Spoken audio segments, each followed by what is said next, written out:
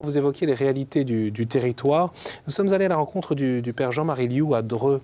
Il coordonne des rencontres entre croyants de religions différentes parce que c'est aussi une des données, une des réalités, notamment dans les agglomérations urbaines du diocèse. Rencontres donc entre croyants de religions différentes, mais aussi avec des non-croyants. Quelles sont les raisons d'une telle initiative? Il a expliqué cela avec des membres de son équipe à notre journaliste Florent Brito. Dreux avec son histoire. Avec toutes les nations qui sont ici, donc du coup avec les religions qui se côtoient, je crois qu'il y a un souci plus grand qu'ailleurs. On se côtoie tous les jours, que ce soit dans le quartier, que ce soit à l'école, que ce soit sur le lieu de travail, on se côtoie. C'est pas le problème.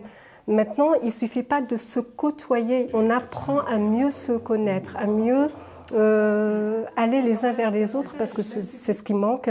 Et souvent, ce qui fait défaut, souvent ce qui amène des tensions, des tensions, c'est la méconnaissance. Ça permet de rencontrer d'autres et de se sentir enrichi par les rencontres qu'on fait.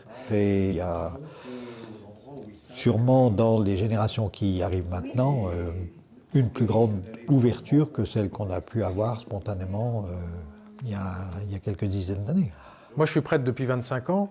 C'est évident que au fur et à mesure que j'ai avancé dans ma vie de prêtre, le dialogue avec les autres religions a été plus important. Ce qu'on fait est petit, hein. Moi je n'ai pas la prétention, enfin on n'a pas la prétention de faire de grandes choses, mais on prend notre part.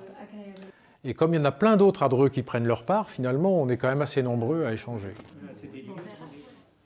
Monseigneur, quelle est la vocation alors des chrétiens, en particulier des catholiques, là, dans ce dialogue et de ce contexte particulier, hein?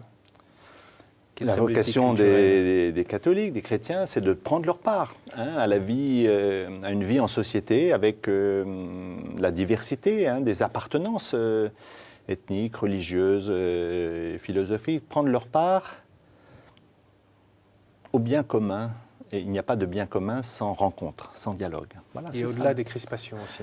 Donc, oui, mais voilà, si on veut dépasser, parce qu'il faut reconnaître, il y a des peurs, il y a des interrogations, ce n'est pas ce n'est pas un long fleuve tranquille, donc, mais c'est tout en prenant en compte, mais comment avancer? Oui, parce qu'il y a des réalités concrètes qui sont difficiles parfois. Qui sont difficiles à certains moments, mais en même temps, comment avancer, en particulier avec tous les hommes et femmes de bonne volonté, pour pas d'ailleurs se laisser enfermer